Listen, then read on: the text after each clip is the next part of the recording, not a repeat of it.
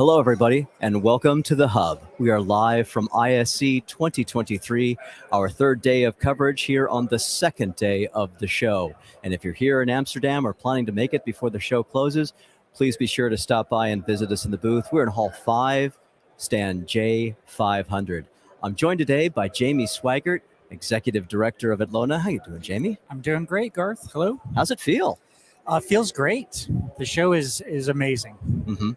We obviously have not seen attendance numbers yet, but I would say ISE is back. Like, this feels like it did before the pandemic, before COVID, and a ton of exhibitors, very big crowds, a lot of people here. You can really feel the energy in the place. I feel like the energy level is up a lot from last year. Oh, I totally agree. And what's interesting is that yesterday we started off that kind of typical trade show start, a little bit slow at the beginning, then people found us, and then boom. And then today, however, like from the get-go. Absolutely crazy. Yeah, just waves and waves of people coming through. I think for us specifically, it's great. We've got a brand new booth, beautiful booth. We're super excited about it. We've got lots of new products and product features to show off. We've done a great job of letting people know to come by the booth, and I think we're seeing the results of that with a lot of traffic. In fact, why don't we show everybody a little bit of footage of what it's like to be here? Yeah. So let's show a quick overview of the stand and the energy that we're seeing here in Barcelona.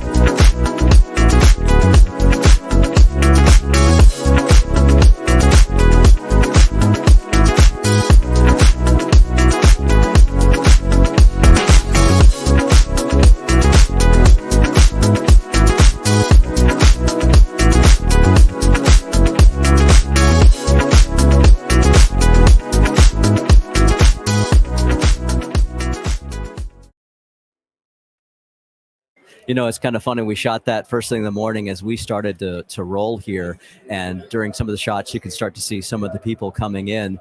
But we got a great announcement this morning that drove a tremendous amount of attention to the stand.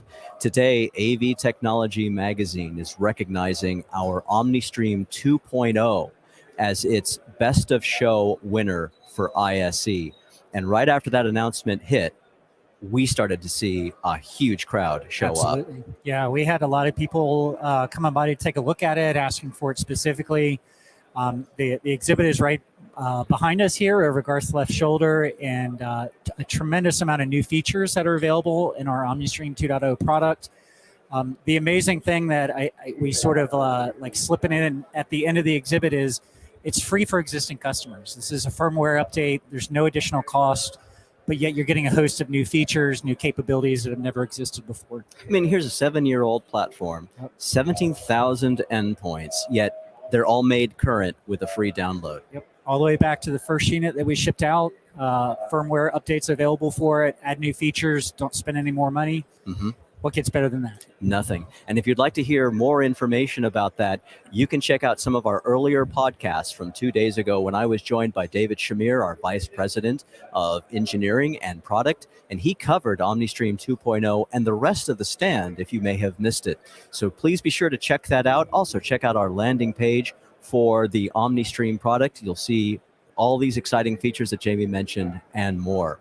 This has been a great show for us, not only for that reason, but we're kicking off our 20th anniversary this year. We are indeed. I had to laugh a second ago when you said that we recorded a while ago, 2 days ago, because 2 days ago does feel like a while ago when you're doing 18-hour days here at the show. But 20th anniversary of Atlona. We're very excited about it this year. We've got a number of activities and events planned. I come from the Panduit side, as we say internally, right? So my history with Atlona is about 4.5 years. But we need to remember Atlona's again a 20-year-old company at this point. Mm-hmm. Started with Michael and Ilya Kane, literally starting the business out of a closet in their apartment. Sort of custom cable assembly for the AV world, and then moved into distribution for a little bit, Mm-hmm. and then really started becoming a manufacturer, primarily targeting the residential markets. Grew that business significantly, started coming out with some commercially focused product, and including OmniStream, one of the first AV over IP solutions, and then moving into our control system Velocity and bringing that to market. And then Panduit came along, right? In 2018, we closed the acquisition at the end of the year, beginning of 2019. And so the Panduit acquisition is just sort of the latest milestone, I guess, in the history of the company, right? It's obviously where we're going to be going forward, and that's going to take us into the next 20 years, next 50 years. But there's a long history to Atlona, and it didn't start with Panduit, obviously, but we're excited to be the custodians of that history and help carry on the success. And that's one of the exciting things about this show that we're also showing off, is because that integration of Panduit and Atlona really makes sense in the marketplace today, right? Because Panduit's in there, they're laying down the infrastructure with the data center and network infrastructure. And then after that, Atlona comes along with AV over IP, as you mentioned, control over IP. The integration just keeps moving forward. Yeah. In quite a few ways, right? So not just from our side, but for instance, in the HD-based T booth that's here, Panduit's cabling and infrastructure products are included there as part of their demonstration, because the Panduit cables of the right type enable the highest frequencies, the highest resolutions through the new HD-based T chipsets. And so it's not even just here in the booth you can see the integration, you can actually see it outside as well. We've had a lot of people coming by the stand. Sure, it says Atlona, but Panduit is a major part of it. And we were getting a lot of questions yesterday about Panduit. How do I get Panduit? How do I use Panduit? What does that mean for us? And I think we're going to see more and more of that, with data merging just ever more closer together. I think so too. And as you pointed out, we do have some Panduit products on display here in the Atlona booth. Everything that's making our exhibits run behind the scenes is all Panduit product. So if we open the door to the inside of the exhibit, you'd see a lot of Panduit products there. But you're right. So a lot of what I've noticed, particularly today, today we've had visitors from Panduit. We've had Ralph Falali, our managing director for all of Panduit EMEA. We've had one of our channel account managers, Olav, has been here. And from a channel standpoint, from a distribution standpoint, Olav has been meeting after meeting after meeting with his distributors on the Panduit side. We've obviously had a lot of our distributors come through, but in some cases they're the same, right? So I think it's a really concrete example of how what was honestly part of the reasoning behind the acquisition is we looked ahead and we said, okay, we see the IT and the AV channels starting to merge. We're seeing that here, right? Because we have some distributors in common, but the Atlona distributors are interested in Panduit. The Panduit distributors are interested in Atlona. So we're really seeing it come together well. Yeah. You have a very interesting perspective. As you say, you come from the Panduit side. You're very well versed in the Panduit organization. You have that global focus. Tell us a little bit about that relationship globally and Atlona internationally, the markets that you're focused on, and how that and what that means for Panduit as well. Yeah, sure. So this is my just finished my first full calendar year as sort of managing, being responsible for Atlona's business globally. I got to attend InfoComm last year, ISE, InfoComm Southeast Asia at the end of last year, and back here in Europe again. I can tell you that our growth is going on all fronts, right? Our business is growing, and no matter what theater that we're looking at. And we're seeing the same trends. There's trends about the markets converging and AV being put on the Ethernet network and managed by IT managers. Those trends are global, right? Obviously, the technology that we use, that other manufacturers use, is typically global as well. So our products are working and addressing the applications of customers in Mexico, in Colombia, in Singapore, in the UK, and in the United States, obviously. So when you look across all of those markets, you and I have a background and very well versed in North America, but here we are in EMEA, and as you said, you attended a show last year in APAC, that InfoComm show there. What are some of the exciting things that you see in those other markets? Maybe one market is doing something one way, one market is doing another way. Do you see education in one market in a certain way, or the corporate side in a market a certain way? Any kind of distinguishing trends when you go market by market? I would say sort of surprisingly less so than you might expect. Mm-hmm. I think everywhere, no matter what type of market and sort of how developed it is, the pace of technology always seems to be getting faster, right? Mm. Things are getting newer and better, faster and faster and faster, like our OmniStream 2.0. And so that's sort of common across everything. You obviously have differences in buying patterns and decision makers. We'll call it the K-12 education market in North America is very different than it is in parts of Asia. It's very different than it is in Europe. And so you have those distinctions between the markets. But I would say the types of products that are being put into use, the applications they're being used in, and the technology that enables that in our products is sort of, I won't say homogeneous all around the world, but it's very similar. Mm-hmm. Yeah, that's what makes for a show like this. And we've been talking about ISE here. In past, it's been very EMEA focused, but we look at the demographics of the people that are here, we're getting all sorts of markets coming in here.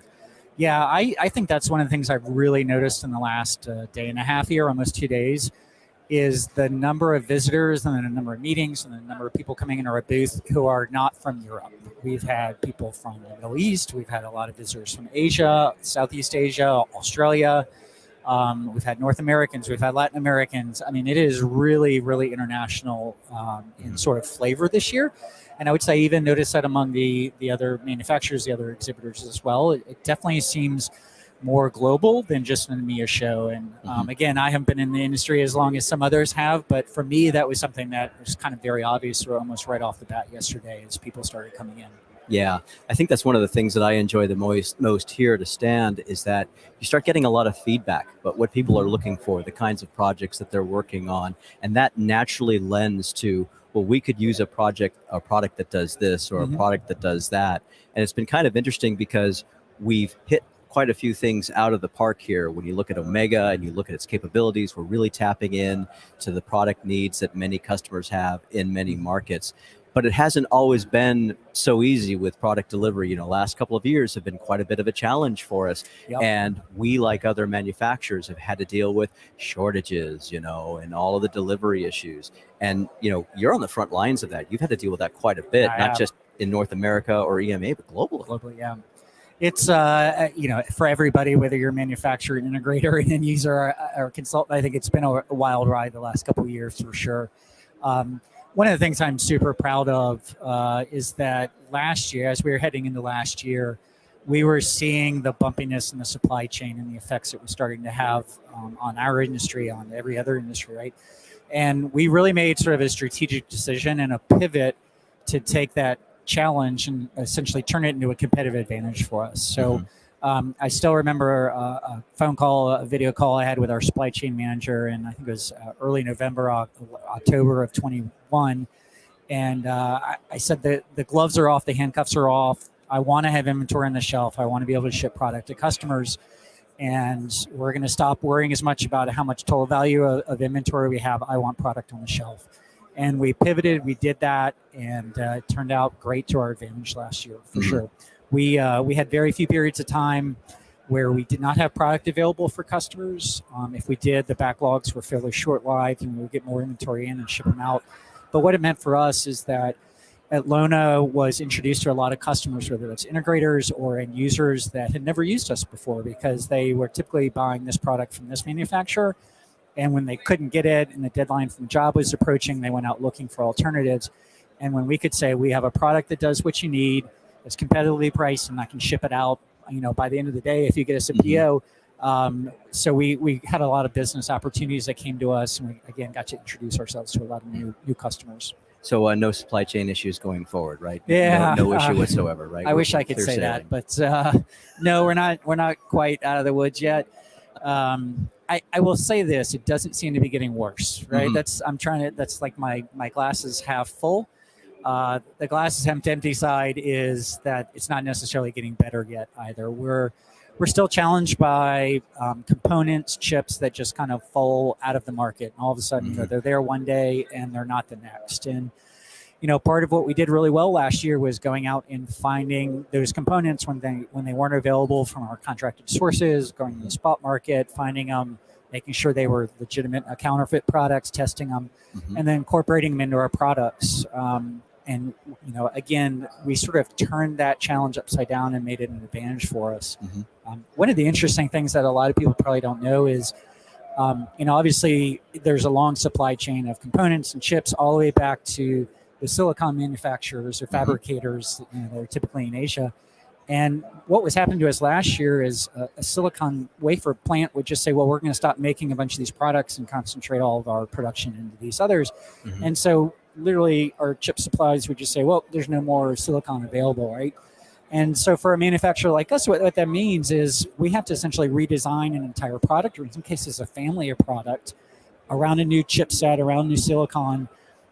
It's not 100% developing a new product, but it's pretty darn close in terms of effort. Yeah. And so we spent a lot of time last year sort of redesigning products, keeping the inventory on the shelf. And again, I think to our credit, even those products where we knew we were going to run out of inventory, we were able to get the redesign on the market very soon thereafter, or even without customers noticing. And so there were very few periods of time where somebody said, hey, I've been buying this particular product from you for a while, and suddenly it's not available, because we would have that next replacement available. Yeah.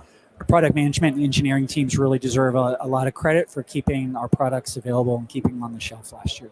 It's interesting that really points to one of the strengths between Panduit and Atlona. The amount of resources that a company like Atlona can draw upon on the Panduit side has really made these kinds of pivots possible. It has, it's interesting to me. So shortly after the acquisition was announced and we started, I started personally getting a lot of feedback from the AV market. One of the things I heard most frequently, especially the first 2 or 3 months after the acquisition closed, was, well, there's been a number of acquisitions in the AV industry that have not gone well, right? Maybe a well-known brand gets acquired by a larger company, and then the brand that was acquired just kind of disappears or goes downhill, or something happens, or talent leaves. And when I heard that initially, it really reinforced that we had made the right decision at Panduit, which was we went into the acquisition with an intentional strategy of slow and paced integration. Right? Slow and paced is something I said hundreds of times over the last 4 years. And I think to our credit, we've stuck to our word, right? So Panduit didn't come in and gobble all the employees up and shut down offices and lay off people and consolidate. What we did is we said, where does it make sense to bring in a resource from Panduit, a capability from Panduit, and let's do it then when it makes sense, but not just for the sake of integrating, right? And so one of the areas, as you were sort of leading to, is we have a very large and capable supply chain organization at Panduit.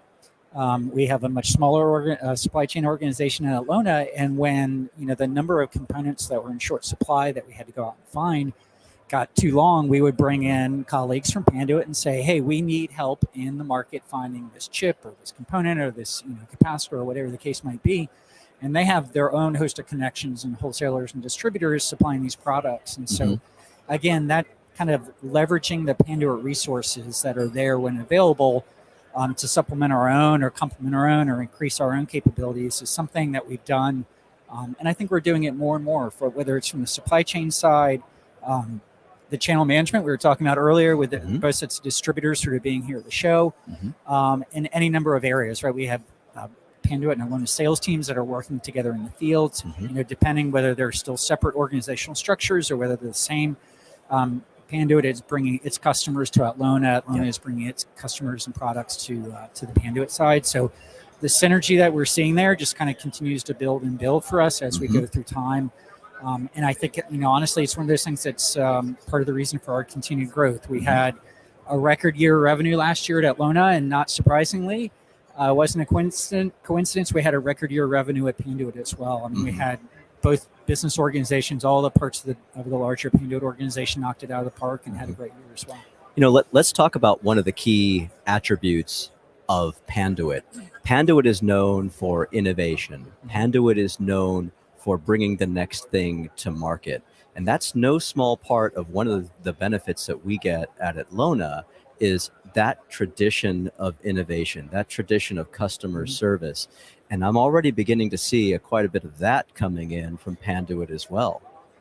Yeah, absolutely. So, if you don't know the history of Panduit, it was founded by sort of I call him a mad scientist, engineer, inventor, and entrepreneur who literally started with a grant and developed one product and has grown that into a $1 billion plus global organization. But the culture and the traditions of the company come from that founder, Jack Caveney, and he was very focused on two things. One was creating highly engineered products that solve a customer's problem or challenge, and the second was quality. And so that spirit, that culture from Panduit has definitely been absorbed into Atlona. It's been accepted by Atlona, and we have that sort of same mission and focus. And I think it's affecting our product development cycle. And we're not just chasing what's the next chip or the next cool technology that's coming out. Let's build a product around it. It's looking at the markets, talking with customers at places like ISE, and saying, what's your challenge? What are you struggling with? What do you need to make your company more efficient or more effective? And then building products and capabilities and features around that feedback, and then bringing products to market that are, really solving challenges rather than just being, gee whiz, look at our new fancy technology. Yeah, let's just create the next thing, that whether or not it allows the previous thing to continue working in the marketplace. It's just like OmniStream 2.0, right? It's like, what do we have? What do we have for a platform? How do we continue to keep it working? How do we continue to make that investment that the customers made, continue to be successful in their installation? Yeah, 100% agree. And, the other side of it, the quality side, we're seeing that same sort of sharing of tribal knowledge and understanding and culture. We have increased the size of the quality assurance organization at Atlona significantly over the last 4 years. We've implemented processes and procedures that we had, well developed on the Panduit side. We brought them into Atlona, tweaked them where necessary to sort of fit our size organization, our types of products, and so forth. We're leveraging research and development resources back in Chicago to help us test concepts or test prototypes and nearly finished products, whether that's things like temperature cycling and vibration testing. In some cases, also, we're utilizing R&D to look ahead, right? Our research and development at Panduit is very much about what's 5 years from now, what's 10 years from now, what's 20 years from now. And we've got PhDs and engineers at Panduit who are looking at that and saying, where do we think AV is going in the next 10 years? And where is it going to be? What do we need to do now to get us ready for that and first to market? Whether that's, topics on network or video or electronics or, the way people work, right? We have a whole bunch of people at Panduit who sort of think about that and then work with the business units to say, hey, we think this is going to happen. We think this is a technology of the product that gets us there.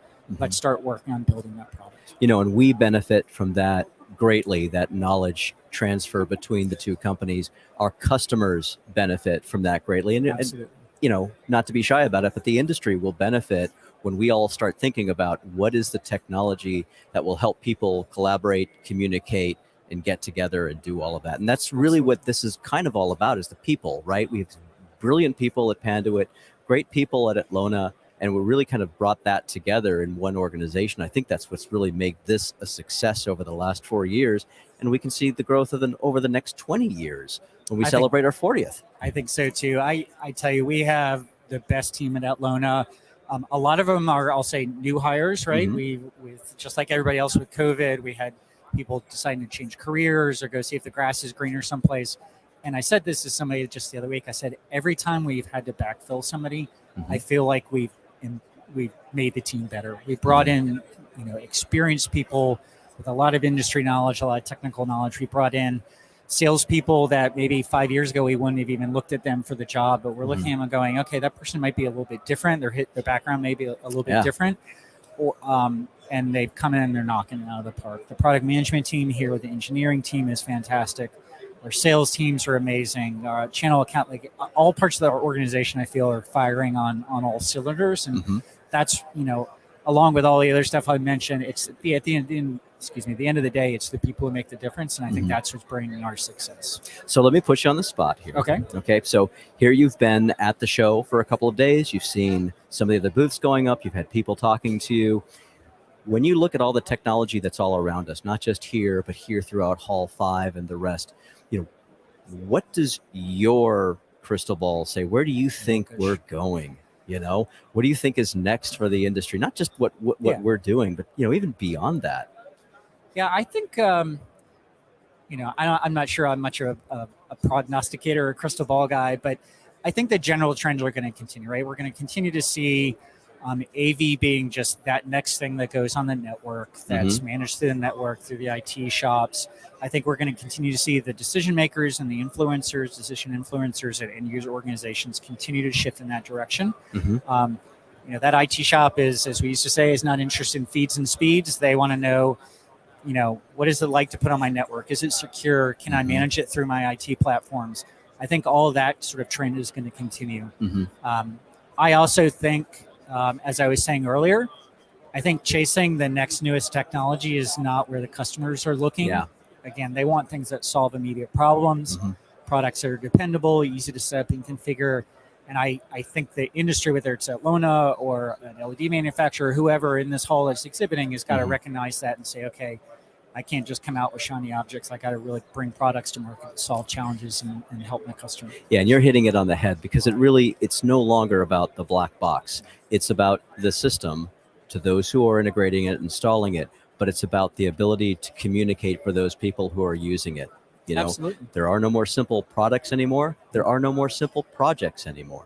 It's become much more than that. And I think that's really kind of a great place to sort of leave it. It's hard to see what's coming next, but what we have now, and as you folks can see behind me and on some of our other cameras around the stand, we have a lot of people who've come here to learn about applications. We're not focusing on any one product here or there. It's all about, how does it come together? We have an education scenario on one side of the stand. We have a corporate scenario on the other side of the stand, remote management. And again, if you haven't seen our previous live streams here from the show, I do encourage you to check it out on our YouTube stream that we have set up and our playlist for the hub. I think you'll get a lot out of it. And if you don't, you have more questions, please reach out to us at atlona.com. Our colleagues on the EMEA team are more than excited to listen to you and talk to you and help you with your projects and your solutions. And I think from there, any parting shots? Hey, if you're here at the show and you haven't swung by the booth, come by. 5 o'clock, tapas, beer, wine, happy hour, kava. Come have a drink, relax. We'll tell you about our new products. I think that's the best advice of the day. All right.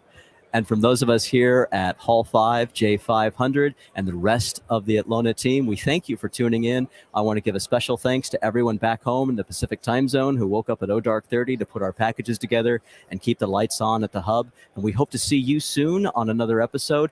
Give us a call, give us an email, anything that you need from us here at Atlona. We're happy to help you out. Thanks for joining us. Thank you.